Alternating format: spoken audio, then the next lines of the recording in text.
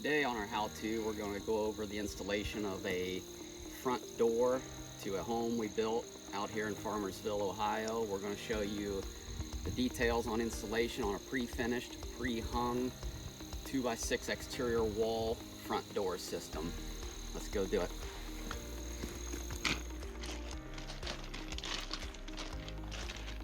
We're actually on the back porch here, but what I'd like to show you on this opening here, we do all our openings. As you can see, the front porch or the back porch is poured up against the house. We've used this grease, ice, and water shield to pour against to protect the exterior from any water saturation rotting any wood below.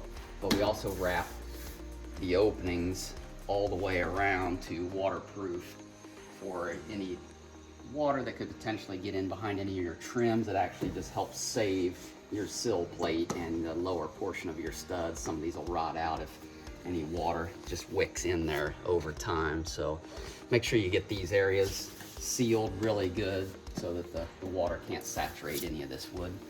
So here we have the door just as it comes. Now actually it had some cardboard on the face of it protecting it because it is a pre-finished door. Lifting handles that help us get it over to where we're going.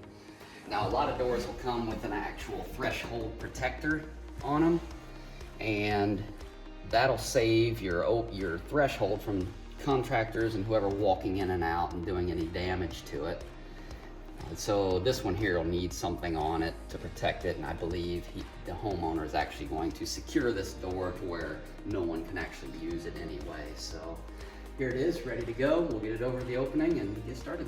So we've set the door in place. It's just sitting there currently. We're holding it temporarily. We've got to go inside and double check, make sure the margins and everything are good. And then the first thing we're gonna do is make sure this margin on the bottom here and also the head margin up top from the inside are an equal margin. If they're not, then you'll either be rubbing the sill when you close the door or rubbing the head jamb when it closes. That's part of some of the first initial steps in understanding how to get a door to close properly when it's installed. Let's go inside. Now, so as you can see at the top here currently, this is the factory margin here with the door in its pre-hung jamb. And then as you come over here, this margin gets larger. And coming down the side here, on our rough opening, we've already checked our rough opening for square and plumb, but you can tell up here, this head of the door is relatively tight here, and as you come down that margin down through here, it's fairly wide at the bottom. Now, the first thing we're gonna do is center the base of this door in the rough opening, and then most likely by the looks of it, now it's just sitting here currently, that this jam's gonna need to go over to the right just a little bit, and then that will close up that top margin. And then we're gonna need to check the head of the door and the sill, make sure the door is sitting level in the opening. If it's not, then we may have to place some shims down under either the left side of the jamb, the strike side, or the right side of the jamb, the hinge side, to level the sill. For wood shims, I like to use these softer, this is like a real soft white pine, or they call it better wood. These I like to use because they're easier to cut after installation. The yellow pine shims are a little more difficult to use. They're harder to cut. They're a little shorter. These are longer, give you more shim space. You have more workability with them. So I always set my hinge side first. The margin on the strike side is easier to set. The hinge side determines where the door is going to stay fixed in the opening. I'll start at the bottom first. After I've checked my sill in relationship to my head to make sure the margin is okay, then I'll go ahead and establish some shims down here at the bottom hinge first, then I'll move up to the top shim. At that point, we'll check it for level. I use a 6-foot level for this. You don't have to, you can use a 4-footer. I used a 4-footer for years before I bought a 6. This, you want to check to make sure it's perfectly plumb. Now if you're in an old 1800s home, I'm going to tell you something that you're probably not going to believe, but sometimes you have to set these a little bit out of plumb, front to back or something, because these old homes, there's nothing you can do. If you start trying to fit your door plumb, you'll tear your house down before you can get the door in the opening plumb. So there's little tricks to that. Maybe someday I can go over all that with you. But what we do now on these pre-finished doors, we want to install this so it doesn't even look like there's a fastener in it. It looks like it's painted after we installed it. So this weather strip that come on most doors, you can peel this out, and then as you can see, I'm using trim head finish screws, and we'll run those in behind this weather strip, and we'll set them just flush with the jamb. And then when your weather strip's back in place, it hides the screws so you don't even know they're there. Now we've already shimmed this bottom and we've checked this margin. Also, one thing you may want to check too, this is critical for your door frame, even if you're setting it maybe a little out of plumb in an older home or you have an opening that's awkward, but you definitely want to be square.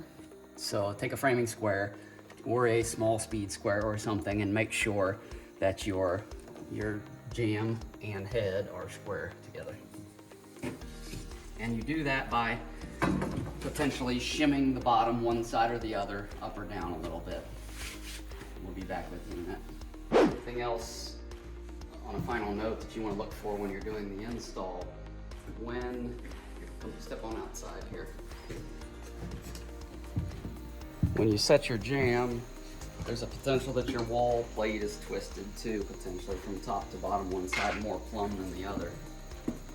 One way to check that, and one thing you want to make sure of for sure, is when your door is, you can check a margin here when your door is just coming into the opening. If you look here at the bottom, the door is just touching the jamb when it comes in. Same way up here at the top, it's just touching the jamb. That means on the install, we don't have a twist in the frame. So what will happen if you do, when the door is closed, you may be touching your weather strip at the bottom, but not the top. So it's important to make sure your opening is not in a twist. That's the final note for the install on that. Now I like to do a set of shims right by the strike and deadbolt for security. We do shim top, shim bottom, and then I usually do a center set as well on your strike side. If the wind catches this door and slams it, if people slam it, they shouldn't, or for any reason this door gets slammed, the more anchorage you have on your strike side, the better off you are to not knock your door out of the line over time.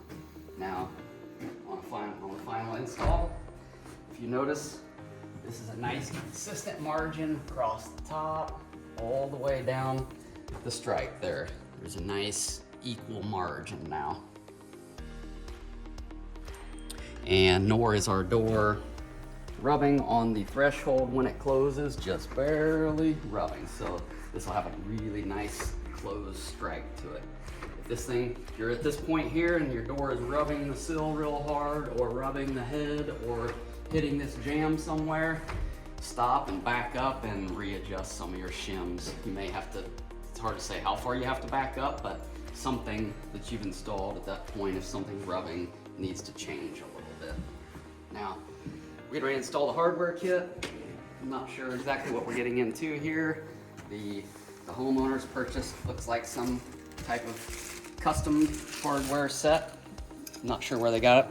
Possibly ordered it online or special ordered from somewhere else, don't know. Hopefully the bore on the door matches the hardware set that we got here. We're gonna check that out. We'll take a look at the instructions here. Not much to it, looks like, so we'll get this hardware installed. I'll show you some details on it if we run into anything that looks like it may be a problem. On the final step on this front door installation, I'd mentioned we're using pre-finished, pre-hung doors. So what we do, in lieu of driving nails through a finished piece of brick mold, painted and done, we use an adhesive. We use a really high quality silicone caulk to do that. Now that'll hold as well as any nail we could actually put into the brick mold to hold the door secure. So that's the final step here in securing this door in place. And also, the type of material we use is called NovaFlex. It's just a really good silicone adhesive. You probably won't find this at Lowe's, Home Depot, or Menards.